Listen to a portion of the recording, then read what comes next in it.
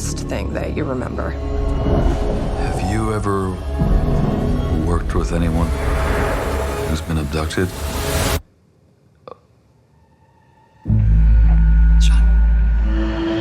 First of all, congrats on the film. I watched it last night, and I really, really enjoyed it. Oh, And refreshingly, I was able to go into the movie completely cold because I hadn't seen a trailer, I hadn't read anything about it, so my reaction to Descendant wasn't tainted by any kind of personal expectations or preconceptions either, and that's quite rare these days, especially with being in the industry and obviously the proliferation of stuff in the media now. yeah. And I was wondering if, from an actor's point of view, when you get a script, do you kind of experience that sort of thing where your agent or whoever will just send you a script cold? And if so, how influential is that when it comes to deciding which project to undertake? Does it give you more of a wow factor as a result? Well, usually you do get a script cold, and maybe you get a brief synopsis of what it's going to be about and kind of the stylistic choices they had in mind. But luckily with this one, this was brought to me by my dear friend David Lawson, who also is one of the executive producers on the movie, and he's been friends with Pete Cilella and the rest of the crew for many, many years. And I've worked with David twice now. We did a short film, I think in 2017, and we had such an incredible experience. I said I knew I wanted to work with him again. Um, and he said, we had you in mind for this role. Take a look at it. I don't want to tell you too much because I just want you to read it and tell me your thoughts. And I couldn't put it down. I mean, it's such a well-written script, and the characters are all so well fleshed out, especially Sean and Andrea. You know, Hmm. I think if one or both of them weren't fully fleshed out, it wouldn't work as a movie. But it's a movie about relationships and about the mental kind of crumbling that is occurring, not just with Sean, but certainly with Andrea as the movie goes on. You're really worried about both of these people and wondering like, are they going to make it out of this? Is this going to be okay? My whole thing watching the movie, even though I knew what was going to happen, I was like, man, this guy looks like he's going to have an embolism, and just pop. He's just so overwhelmed with these thoughts that are just tearing him apart. And I really love playing gray characters where you're not quite sure what they're about or where they're going. I think that's how most humans really are. And I just think it's way more interesting to play characters like Sean. Yeah, I mean, you mentioned that. That speaks nicely actually into my next question because Sean is a really great role and one that you um, absolutely nail. And he's obviously going through a lot, as you say. You've got a lot going on. You've got the anxiety of becoming a new parent, and I've been there myself when my first child came along. And there's also there's his backstory with sort of unresolved trauma, childhood trauma, surrounding his father. And I understand that you spent a week in rehearsals before the shoot had started.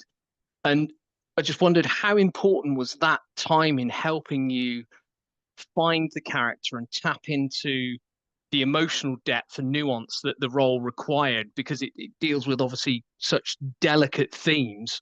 And because of obviously that, it can sometimes be a little bit too easy to kind of tip over into maybe sort of histrionics.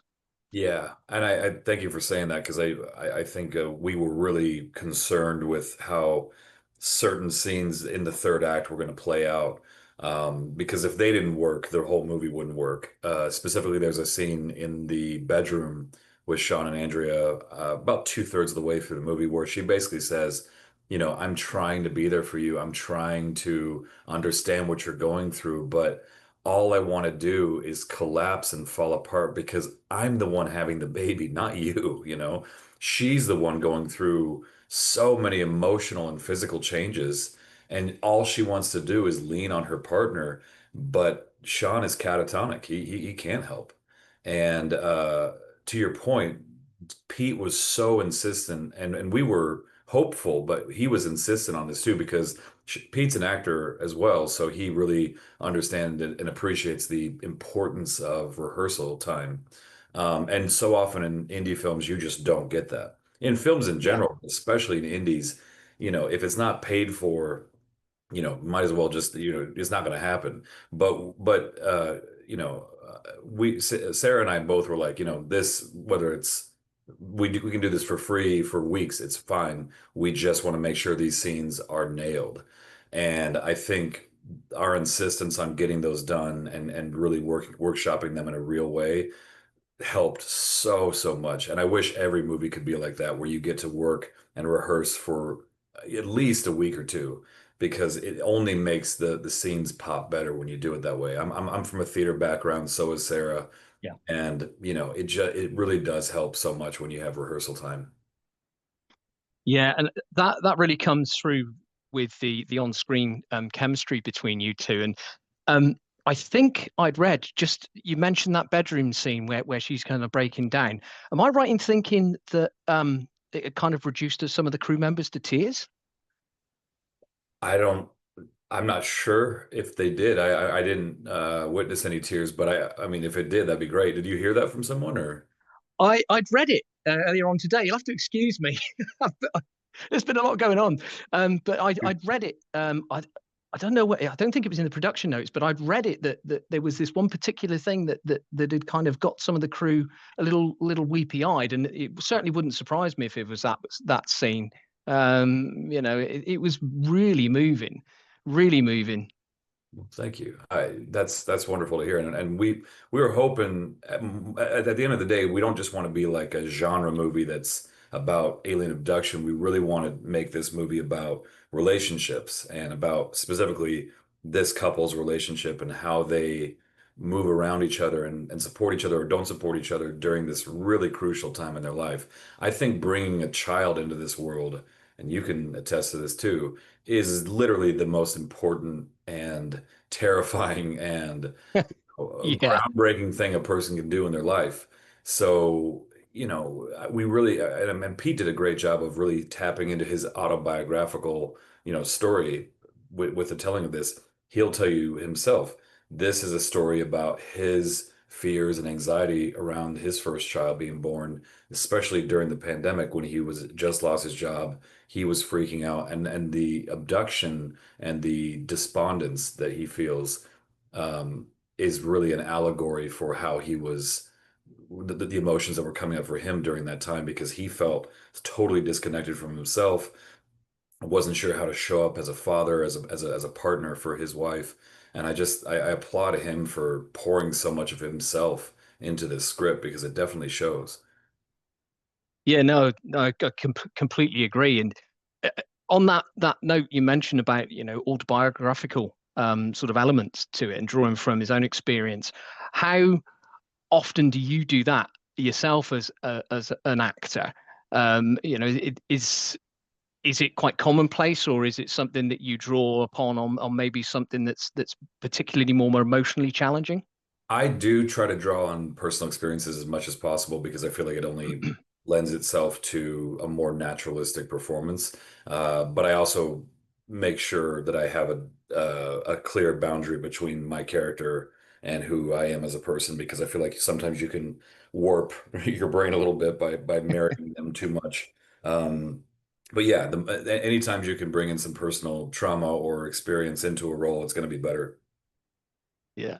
Now, obviously we've mentioned your co-star Sarah Bolger, who's equally impressive, um, and I'd read that when you and her met and were kind of rehearsing together, she'd said you two were basically simpatico, and I wondered how much fun did you have working together, not just during that rehearsal time, but obviously during the film, and between the two of you, who was the more mischievous on set?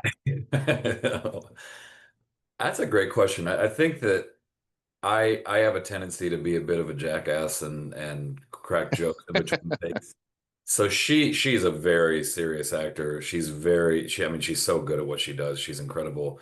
But I feel like we both found a good middle ground in terms of our we're gonna mess around in between takes. We're gonna have some fun, but at the end of the day, we really do want to make sure that we're showing up for each other and giving each other a safe place to land, so to speak. Because so much of the movie is dark, it's intense, it's really it messes with your perception of what's really happening as a viewer, but Yeah. also we're not sure if this is really real or if this is all happening in Sean's head.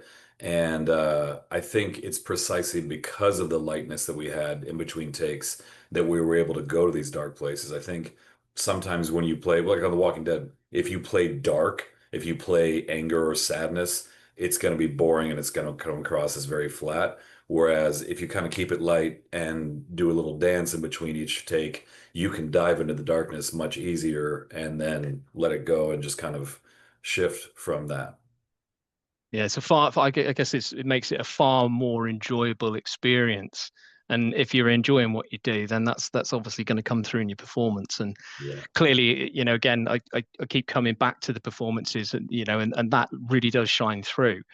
And in terms of Peter, um, you mentioned obviously the alien element. I understand that he has drawn from Fire in the Sky and Jacob's Ladder, amongst other things, and blends these kind of inspirations into this, as you say, this wonderfully nightmarish journey with that alien abduction storyline acting as the jumping off point for Sean beginning to kind of really start to downwardly spiral both physically and mentally. And from an audience perspective, when we're going on this journey, there is some, at least for me anyway, there was some ambiguity as to whether or not Sean was abducted by aliens or not. And I know you sort of touched upon that. And I wondered where you stand on that point yourself. Was he genuinely abducted, or was it all in his mind?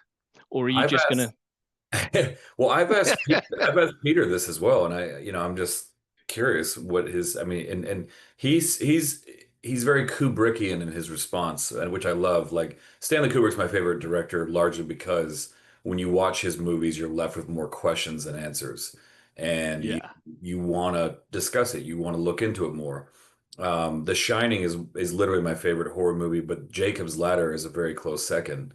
yeah. And Rosemary's Baby is up there in the top three as well. Oh, yeah. And I feel like this movie kind of gives little subtle nods to all three of those, you know. And he mentioned Jacob's Ladder in the beginning when we were first talking about potentially doing the project, and I was like, okay, say less. I'm already in. If Jacob's Ladder is one of those movies that I feel like didn't get the real critical success or commercial success that at the time when it came out, people were not quite sure what to do with it. And then it Agreed. became Yeah. a cult hit afterwards, like so many great movies. And I think DVD and VHS certainly helped with that. But I still think Jacob's Ladder is one of the most fascinating and terrifying movies I've ever seen. Yeah. No, no, I agree. And um, Peter and yourselves have done a superb job in bringing that. I mean, I found myself regularly kind of not biting my lip, but just kind of I could feel that tension in my jaw because just it really it works so well for me. Um, I think we're almost out of time, and uh, I couldn't not talk to you, sir, without mentioning some of the fantastic impressions that you do, Oh, which is thank so entertaining. Um, and I wondered who of all the people that you do, who is your favorite, and how or what would they feel about seeing this movie? How do you think that they would receive it? I think I go back and forth between Michael Caine and Ewan McGregor, just because with Michael, he can make anything sound much more regal and cool than it is. But with Ewan, I met him a few years ago at a convention, and he just was the sweetest, like honestly, one of the friendliest men I've ever met in my life.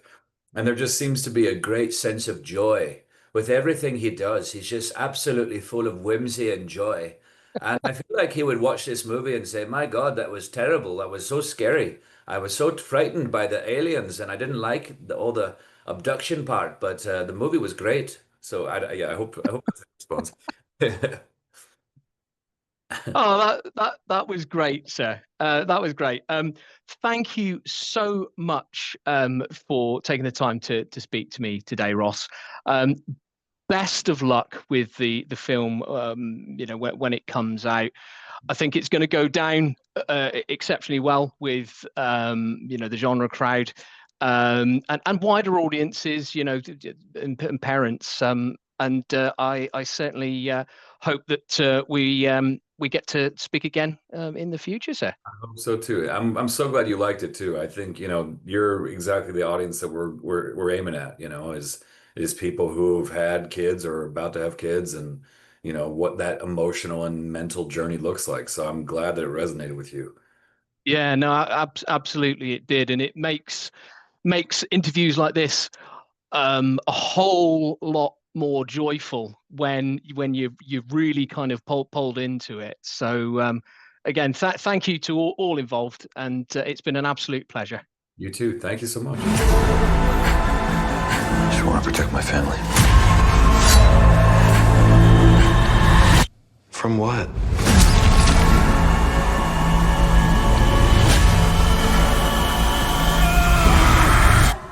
This is new for you?